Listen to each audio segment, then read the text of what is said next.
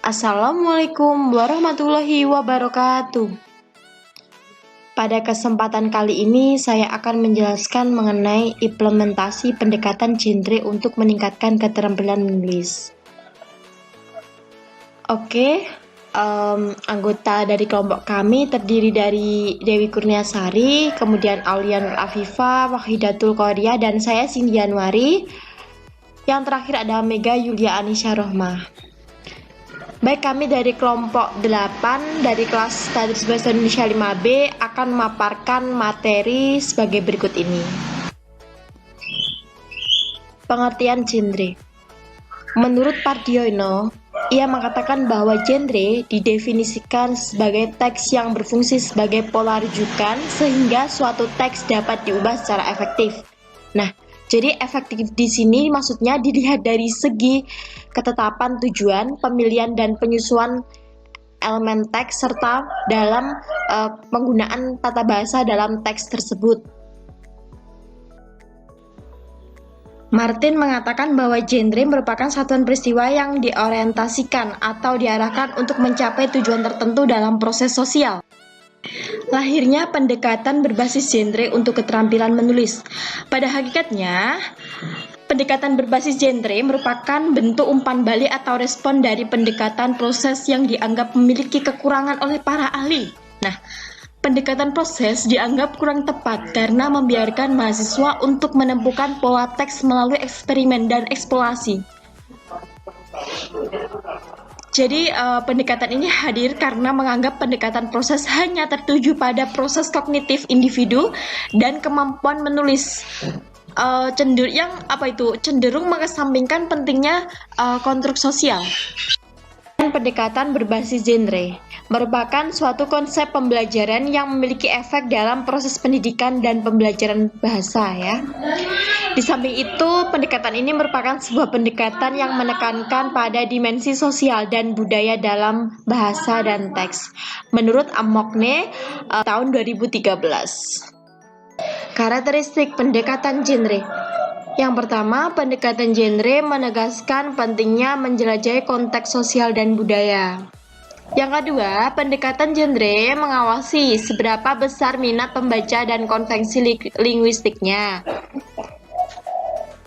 Yang ketiga, pendekatan genre menegaskan bahwa menulis adalah kegiatan sosial. Jadi membantu siswa dalam memiliki pengetahuan yang positif mengenai linguistik, ide, gagasan, ataupun konten dalam menulis sebuah teks. Pendekatan genre juga berhubungan dengan cara mengajarkan siswa mengenai bagaimana cara menggunakan pola bahasa yang saling berhubungan atau koheren ya. Pendekatan genre menegaskan bagaimana pentingnya interaksi antara penulis dan pembaca melalui tulisan. Jadi agar pembaca paham dengan teks yang kita buat, maka di sini peranannya pendekatan ini mampu memberikan kerjasama. Jadi antara pembaca dengan penulis, jadi mampu memahami bahasa yang diutarakan oleh penulis. Yang terakhir, pendekatan genre menegaskan pengajaran eksplisit konvensi linguistik dari genre bahasa siswa. Tahapan kegiatan menulis dan siklus pendekatan berbasis genre. Yang pertama ada tahap modeling atau pemodelan. Yang kedua ada tahap joint construction of a text. Jadi tahap menganalogikan. Yang ketiga tahap independent construction of text, pembuatan teks secara mandiri.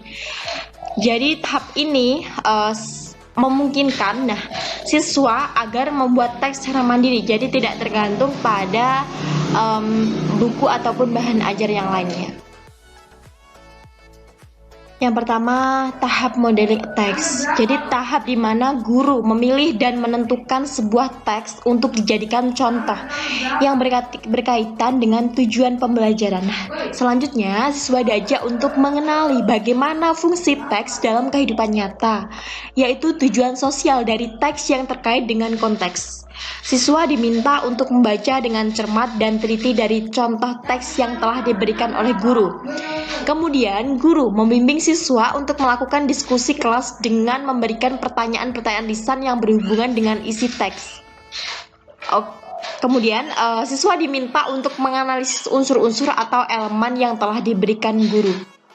Nah, jadi di sini siswa diberikan instruksi, kemudian siswa melaksanakan dari instruksi yang diberikan oleh gurunya tadi ya.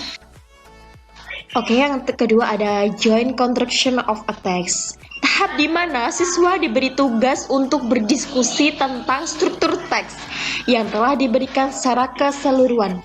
Siswa dapat mendiskusikan tentang isi, ciri, unsur, hingga tanda bahasa yang digunakan dalam teks tersebut.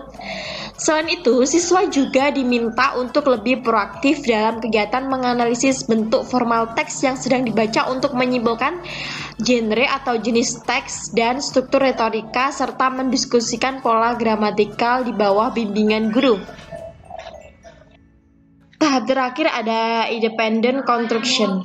Tahap di mana siswa dengan pendekatan ini menuliskan sebuah teks sesuai dengan jenis teks yang telah dicontohkan sebelumnya. Dengan kata lain, guru memberikan waktu kepada siswa untuk berlatih menulis berdasarkan jenis teks yang telah dibaca atau dicontohkan sebelumnya oleh guru. Tahapan pendekatan berbasis genre untuk meningkatkan keterampilan menulis pantun. Contohnya dalam pembelajaran bahasa Indonesia kelas 7 SMP. Nah, langkah awal, guru memotivasi siswa dan memberikan apresiasi terkait materi yang akan diajarkan, yaitu menulis pantun. Nah, kemudian guru menyampaikan kompetensi dasar dan indikator pencapaian kompetensi pembelajaran yang sesuai dengan KD ataupun materi yang akan dibahas. Guru memberikan penjelasan pendekatan genre dalam menulis pantun yang dilaksanakan siswa. Selanjutnya, guru memberikan contoh pantun dalam berbagai jenis sebagai pemodelan. Guru menanya kepada siswa terkait pantun untuk membangun rasa ingin tahu siswa terhadap pantun dari pemodelan yang diberikan guru.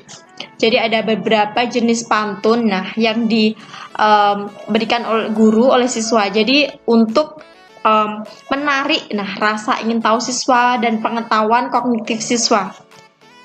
Yang terakhir, guru membentuk siswa menjadi beberapa kelompok dan siswa berdiskusi dengan kelompoknya masing-masing. Nah, setelah siswa berdiskusi, kemudian siswa diberikan tugas untuk mempresentasikan hasil diskusinya bersama kelompoknya di depan kelas.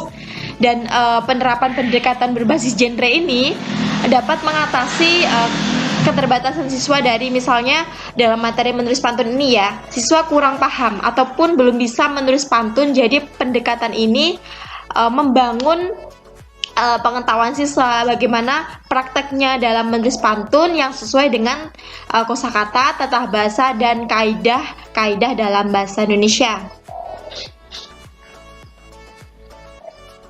Thanks for watching. Itu tadi pemaparan dari kelompok kami. Saya akhiri. Wassalamualaikum warahmatullahi wabarakatuh. Semoga bermanfaat.